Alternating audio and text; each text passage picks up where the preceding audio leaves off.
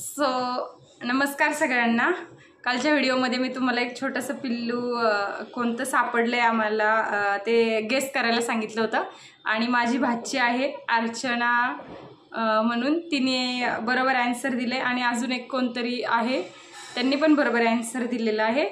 तर मला म्हणजे निकिताला निवरला आणि त्यांना सापडलेला आहे स्क्विरल म्हणजे हेच खारुताई म्हणजे खारुताईचं पिल्लू सापडलेलं आहे आणि ते आता मी तुम्हाला दाखवणार आहे। तर तुम्ही पाहू शकता किती छोटा आहे एकदम, म्हणजे इतकं नाजूक आहे, इतकं छोटंसं आहे ते, तर ते तुम्ही नक्की पहा।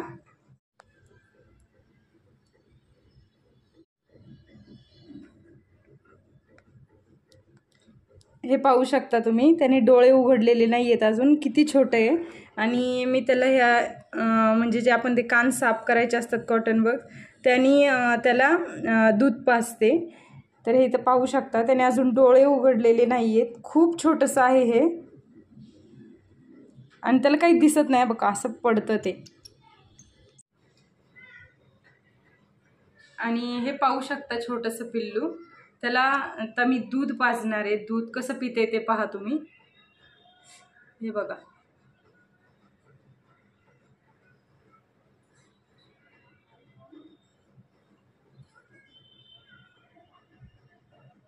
कसं पित आहे ते दूध।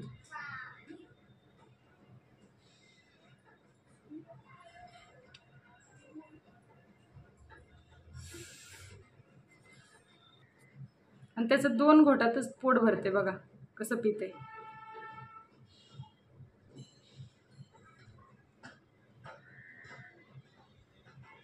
किती क्यूट आहे,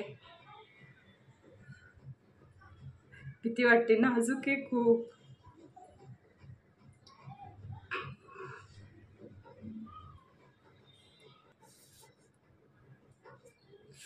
किती नाजूक आहे,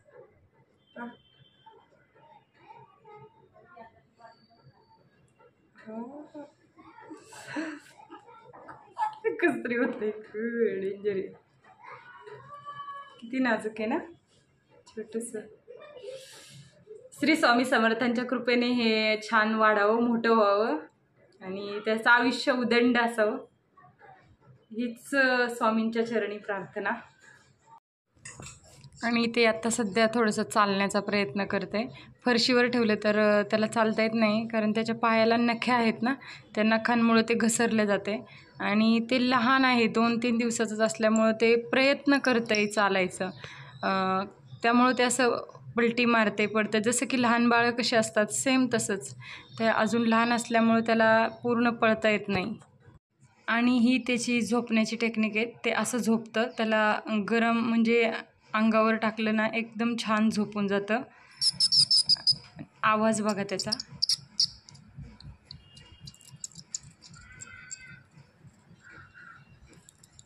खूप छान आवाज काढतं ते, साऊंड खूप छान आहे त्याचा, चिची चिची।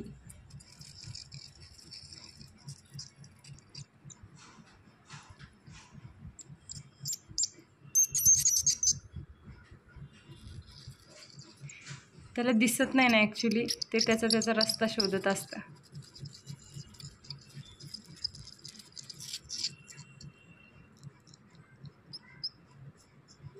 किती क्यूट आहे ना, पाहू शकता तुम्ही। ते घरी आणले त्या दिवशी नुकतंच त्याला ब्लड वगैरे लागलेलं होतं, रक्त वगैरे, त्याच दिवशी ते जन्मलेलं होतं। त्याला 2 आठवडे तरी लागतात डोळे उघडण्यासाठी, मग त्याला दिसेल, मग छान चालेल ते।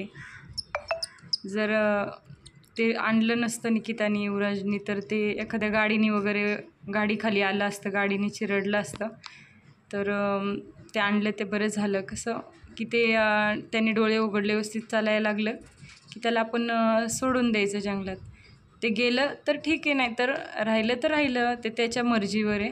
प्राण्यांना आपण काही बंदिस्त करून ठेवू शकत नाही। आणि प्राण्यांना खूप लळा लागतो, कारण ह्याला पण खूप छोटा असूनही खूप लळा लागलाय, किती प्रयत्न करते ते।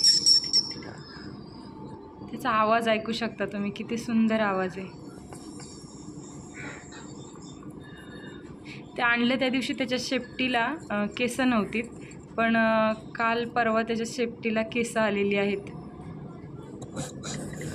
कसं लपून बसले बघा बघा, कसं लपून बसले. त्याचं नाव आम्ही कृष्णा ठेवले. कसं वाटते तुम्हाला कमेंटमध्ये सांगा. कृष्णा नाव ठेवलं आहे आम्ही त्याचं. आणि आमचा छोटूसा कृष्णा तुम्हाला कसा वाटतोय तर नक्की सांगा मला कमेंटमध्ये. आणि माझे व्हिडिओ आवडत असतील तर लाईक, शेअर आणि सबस्क्राईब नक्की करा. पाहू शकता ह्याचे खूप प्रयत्न चालू आहेत. वर चढण्यासाठी ट्राय करत आहे ते. त्याची कशी कशी वाढ होते, काय होते, इथून पुढे मी तुम्हाला नक्की दाखवेन. पाहू शकता किती छोटं आहे ते. आणि ते झोपतं खूप वेळ, रात्रीचं बिलकुलही उठत नाही. एकदा दूध वगैरे पिलं, पाणी पिलं की मस्त झोपून जातं. दूध पिल्याच्यानंतर त्याला लगेच झोप येते. आणि आता म्हणजे मी ऑब्झर्व केले त्याच्यावरून मला समजतं, त्याला भूक लागली की ते आवाज काढतं मोठे मोठे. आणि मग दूध वगैरे पिलं की झोपतं निवांत मस्तपैकी. 4-4 तास झोपतं. पण मी जे इन्फॉर्मेशन काढली त्यानुसार त्याला दर 2 तासांनी वगैरे दूध पाजायचं, पाणी वगैरे पाजायचं असतं. तर मी त्याला उठवून दर 2 तासांनी पाणी किती पेत असेल, 2-3 थेंब. 3 थेंब खूप झाले, 3 ते 4 थेंब दूध पितं ते फक्त. आणि त्याला थंड ठिकाणी बिलकुल नको असतं. थंडी खूप वाजते काय माहीत नाही. ते असं स्वतःसाठी गरमीची जागा शोधतं. जसं की आता ते कापड टाकलेलं आहे, त्या कापडाच्या खाली जाऊन बसतं, कापडाच्या वर नसतं. आम्ही त्याच्यात एक टॉवेल ठेवलेला आहे, त्या टॉवेलच्या खाली जातं. असं ते ओपन कधीच झोपत नाही. हे कपडे जे टाकलेले आहेत त्या कपड्याच्या खाली जाऊन ते झोपलेलं असतं. त्याला बॉक्समध्ये ठेवलं आहे. आता त्याला दिसत नाही म्हणून ते कुठेही लांब जात नाही. पण 4 ते 5 महिन्यांनी ते एकदम म्हणजे 4 ते 5 महिन्यांनी चांगलं मोठं होणार. ते घरभर फिरू शकतं. सध्या इथं मांजरींचा खूप सुळसुळाट आहे आमच्या इथे. मांजरींपासून त्याचं प्रोटेक्शन करावं लागणार आहे आम्हाला खूप.